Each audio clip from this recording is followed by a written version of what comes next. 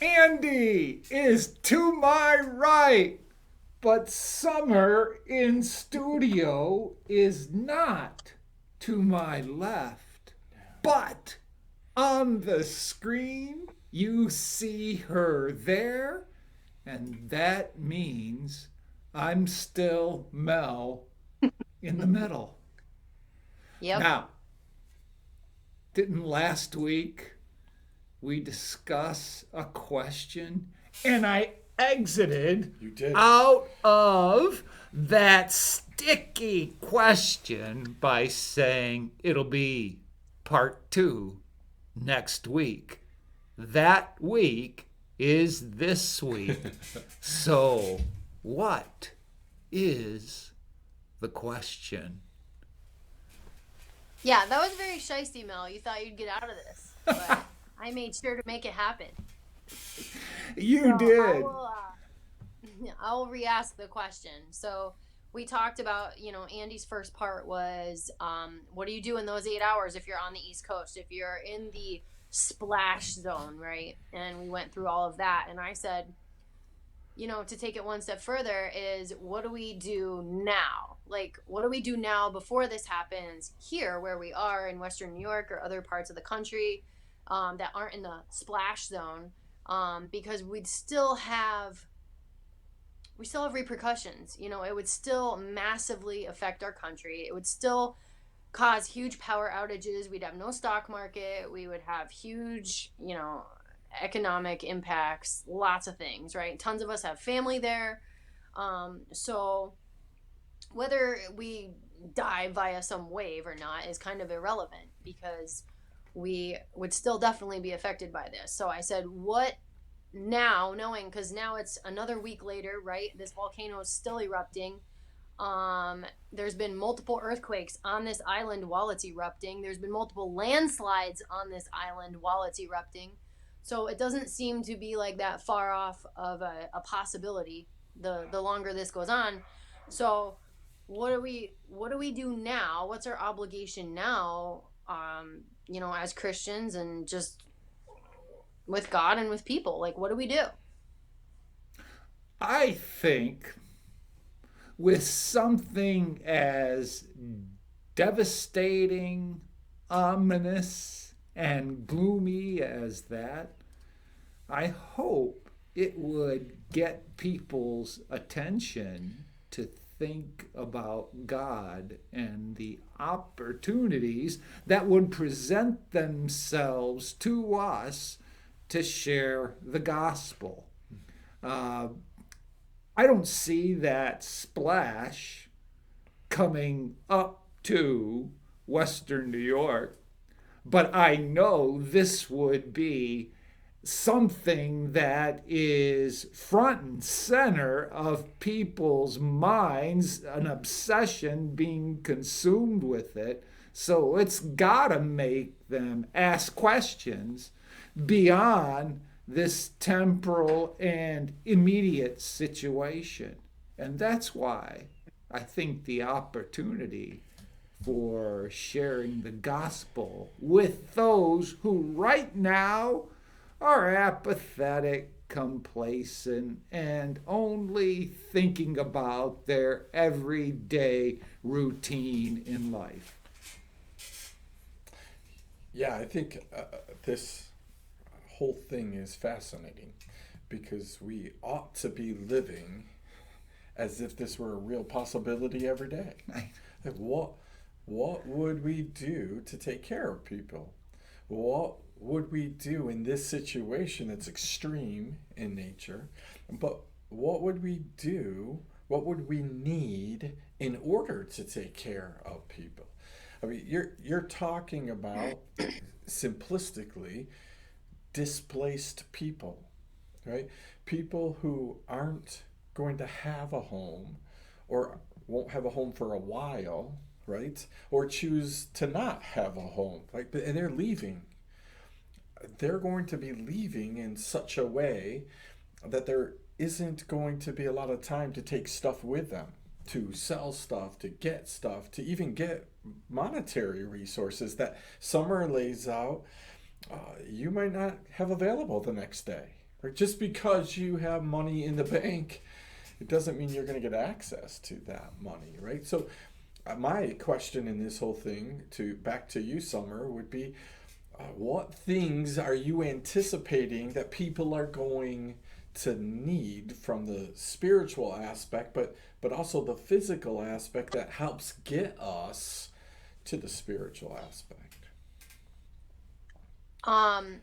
So I made a reflection video about this because I think we just automatically go to the physical and the resource and the, oh, where do I live and how stock up on food. And listen, like I've told people, I've thought myself, like, if God specifically tells you directly something, like, hey, you need to stock up on food, or hey, you need this thing, then you need to do what God tells you to do. I don't think it's a blanket thing to just go out and tell everybody that they need to stock up on things or something. Like, I think that's the kind of stuff that God does. I think He's in control of that. He says that He knows what we need. He knows we need food, we need shelter, we need clothing, and that He would provide that. I'm far more concerned with people's spiritual well being, because if they're not spiritually in a good place and they're still living and they're under some catastrophe like this where their only choice is to trust God for those resources, if they're not spiritually in the right place, then they're going to lose it. Like, they're going to literally lose it. We know people that can't function if their cell phone stops working, right? So, like, what are people seriously going to do who aren't like this with God when there's no power and there's no Walmart and there's no cars or there's no gas or there's no job or no internet or no TV? Like, what are they going to do? Are they just going to, like, shut down? Are they going to die? Are they going to shoot each other? Like, I'm far more concerned with everyone's spiritual well-being in all of this than everything else, because God says He will give us what we need. Yeah, amen. And I feel that in a situation like that, after people have been in shock, so to speak, and they can pause for a moment and be in their rational mind, that would be an opportunity that would be spiritually presented where we can interject the gospel in a very effective way. Well, see, that's why, like, I want to talk about it now, because I don't think most people have the ability to do that. Like, I think something this catastrophic happening, like, I don't think there's going to be, like, an initial freak out and then, like, shortly after, like, a cool down mode. Like, I think it's going to be a pretty big freak out, because it's not going to be like 9/11 where it's just like this small localized, oh, it's just those people, it's just a couple thousand people. We're talking, like, not just the millions there, but then the millions further into the country who are affected on, so, like, literally, if I don't think people understand, like, if the stock market disappears, everything shuts down. The economy disappears that quick. That's your money. That's everything. That's all these companies. That's all these businesses. That's way more than 77 million people. So it's like, I think we need now to prep people spiritually so that when the thing does happen, or whatever things God is going to be doing in all these end times things, they're like, okay, I knew something like this would happen, and I'm, mentally and spiritually prepared, and then they can go forward with, however God leads them through that. But I don't think waiting till after they cool down is going to work, because I don't think they're going to cool down. Well, when I say cool down, I'm talking about a short amount of time, meaning people are escaping the the catastrophe that has occurred on the west or east coast, and when they get their breath, then I think the opportunity is very ripe for sharing the gospel. I think you're right in that, Mel. I think you look at this on a small scale, and then you make it bigger, and you say, man, are we ready for such a influx, magnitude of people? And you're talking about people that may escape, but don't know if their loved ones have escaped, don't know if their friends, don't know if other family members, don't know what's going on. I mean, the chaos that is going to be created. Now, fortunately, I believe that we serve a God who loves to organize chaos. But this is a big deal, and I'm with Summer and you, but on this idea that I think mentally, right, emotionally, we're going to see things that we haven't seen before, because when the stock market drops 600 points, people go off the edge. Mm-hmm. When the stock market at the highest level it's ever been right now drops completely, what is that going to do to people? Right. And given this scenario that we've painted, I think that the only preparation we can definitely make is the spiritual preparation. How can we really be prepared for this economically? I just think so many things would be leveled and brought to nothing that the only thing we have left is the spiritual. Right. I think that's the point. God's trying to say with something like this, I think, like, listen, you're not going to control it anymore. Like, listen, I'm in charge, and sorry. It's my daughter and her boyfriend. Which one was barking? Well, yeah, which one was barking? So, sorry. All the other people here aren't helping me out very much.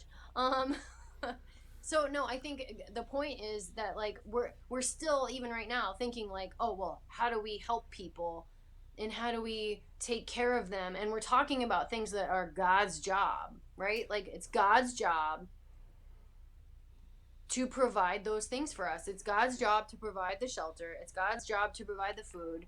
It's God's job to provide the things that we need to stay alive, right? God literally says that's his job.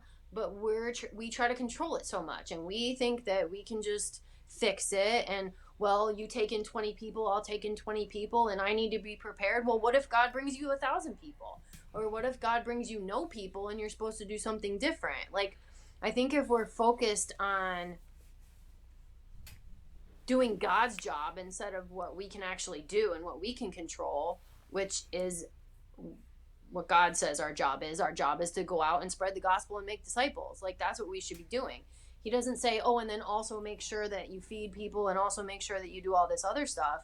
I think, like, we need to focus on that. And if God takes certain things away, like, yeah, people are going to have a meltdown because we constantly try to control this. And I think the point of all of it might be, one of his points, is that, no, you don't have control. I have control. And I'm going to show you how I have control, and I'm going to force you to a point where you get that I'm in control of this stuff and you're not. And we have that pride that we're just like, well, look how great we are. We're the United States, and look how much money I've made myself. And we don't give credit to God for any of that stuff, but he can just take it away. And then what choice do we have? Well, don't you think that's some of the preparatory stuff for right now is that if we're practicing this stuff on a smaller level, then when it's a bigger level, we just need more of God's resources. But the truth is, if we're feeding people now, we're going to be okay when it's 20 or 1,000. If we're having an open checkbook now policy, then it's going to be okay, right? Well, that's what I'm saying. That's if God calls you to a specific thing. Like, a year ago, God told me to do something with food, so I did. But that doesn't mean that goes for everybody. Do you know what I'm saying? Like, God might tell us all to prep different ways because he does know what he's doing and how people are going to need to be taken care of, and he knows who's going to show up to me and who's going to show up to you, and we have no clue. So we just have to do what he's telling us to do, even if it sounds crazy. Amen. Yeah, I think that's a good perspective to have, because if everybody did the same thing, you would Right. see a massive shortage in another area. Yep, like toilet paper. Yeah. Yeah, yeah. We'd be, we'd be creating a problem now. So, Right. Which we do because we watch other people instead of seeking God on our own. We like if I went and told everybody what God told me a year ago, I could have had everybody doing the same thing I did. But I didn't do that because I'm like, this is specific to me. God didn't say, Summer, tell everybody to do this. He just told me to do something. So why would I cause panic and say, oh, everybody, like, you have to do this because God told me to do it? It's like, no, God told me. So I'm going to do it. And I'm trusting God's telling you to do something else. Yeah, I hear somebody like Glenn Beck and some others who will say it makes good sense to prepare yourself to have 3 months of food in advance. I feel like that's common sense. And similar to what John Wesley said, and I think this is the way he said it, earn all you can, give all you can, save all you can. And that aspect of saving would include preparation for an emergency that is unforeseen. Right. But So- the thing I'm saying about seeking God is like, you don't know if you just follow that rule, right? And say, well, I'm going to stock up for 3 months on food. Well, what if I just say, okay, I'm going to fill my freezer worth for 3 months and then there's no power and I don't have a generator? Well, then those 3 months of food is out the window.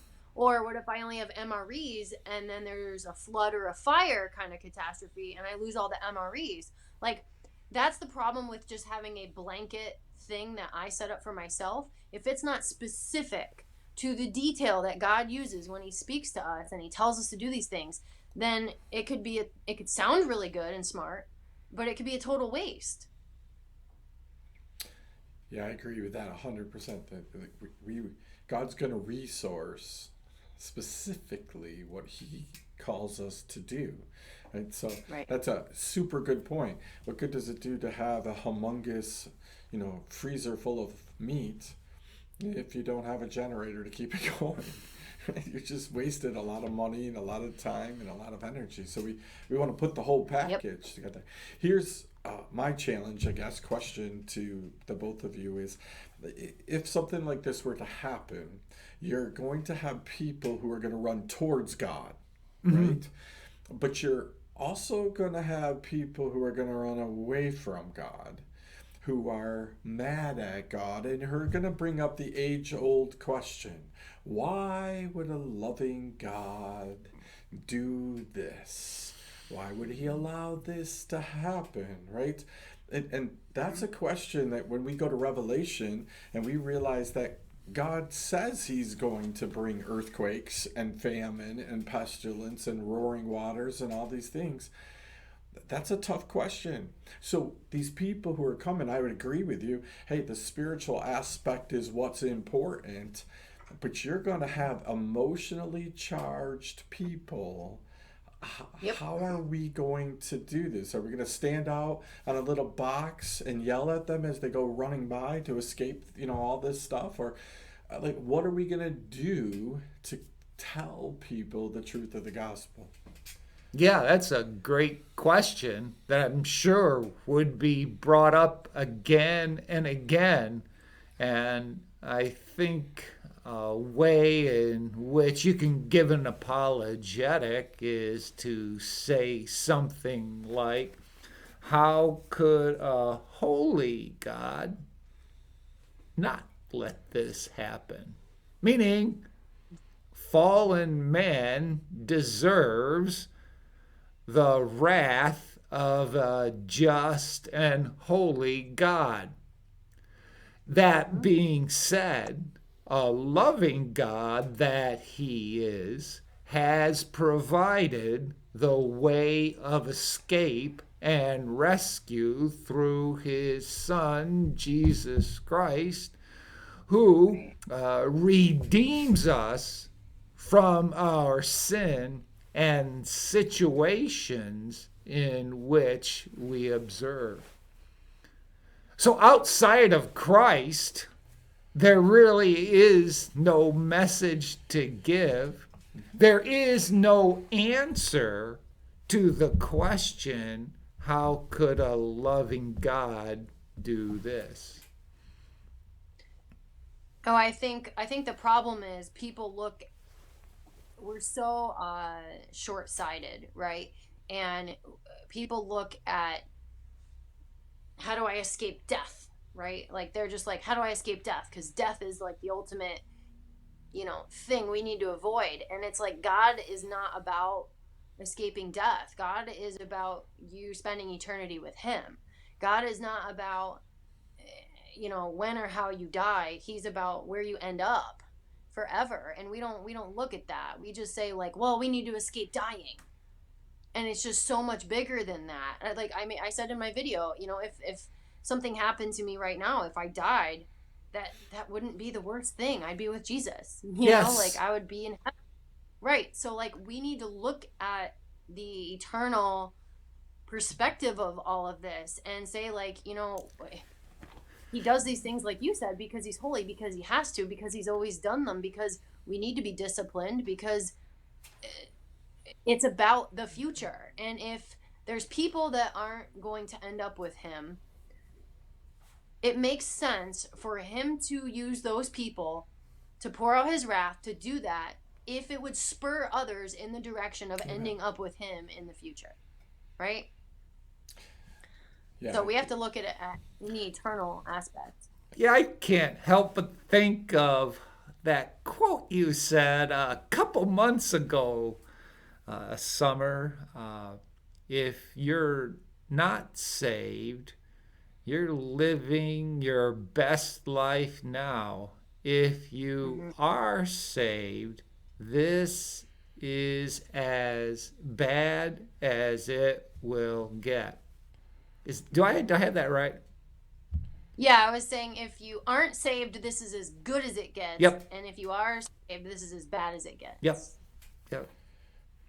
And I think that's applicable for the scenario we have just been discussing. Amen. All right. I think that puts a nice bow to the end of this package of Mel in the Middle.